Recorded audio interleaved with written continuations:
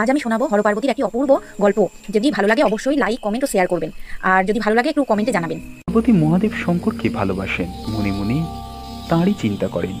ওদিকে দক্ষ যজ্ঞে সতী স্বামীর অপমান সহ্য করতে পারেননি। তিনি তাই দেহত্যাগ করেছিলেন। সতীকে শিব হারিয়ে ফেলেছিলেন চিরকালের মতন। শিব প্রতিজ্ঞা করেছিলেন আর কোনোদিনও বিয়ে করবেন না, যোগ সাধনা আর তপস্যা করেই দিন কাটিয়ে দেবেন। শিব সবকিছু ছেড়ে বিভাগী হয়েছিলেন, পাহাড় পর্বত জঙ্গলে ঘুরে বেড়াতে লাগলেন। দেহত্যাগের আগেই সতী একটি মাত্র প্রার্থনা করেছিলেন। প্রার্থনাটি হলো পরের জন্মে তিনি যেন স্বামী রূপে আবার শিবকেই পান।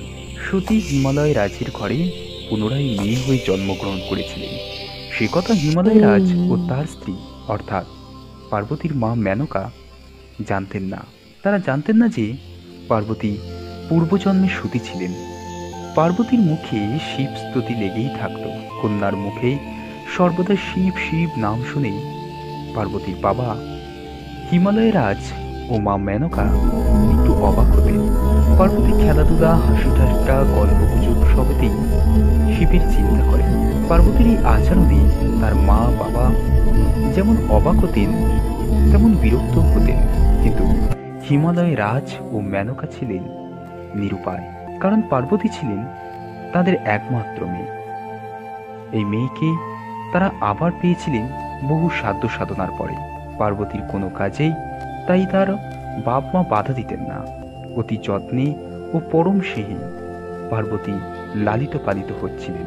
হিমালয় রাজ, মেনকা ও পার্বতীর জীবন এরকমই চলছিল। ওদিকে তারকা নামের এক অসুর মহাবলশালী হয়ে উঠেছিলেন। তারকা অসুর দেবতাদের তাড়িয়ে দিয়েছিলেন পরম বিক্রমে। সে একসময় ত্রিলোকের রাজা হয়ে বসল। তারকাসুর শুরু করল দারুণ অত্যাচার। তারকাসুরের এই কুকাজে সহায়ক হল ওরই ছেলে আর অনুচরেরা। ত্রিলোকের সকলে তারকাসুরের অত্যাচারে অতিষ্ঠ হয়ে উঠেছিল।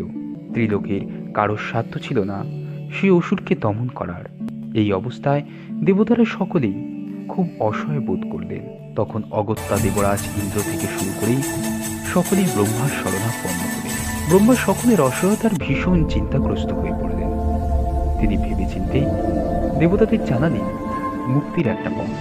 সেটি হলো তারকাসুরের অত্যাচারের প্রকোপ থেকে দেবতাদের রক্ষা করতে পারে একমাত্র শিবের ছেলে।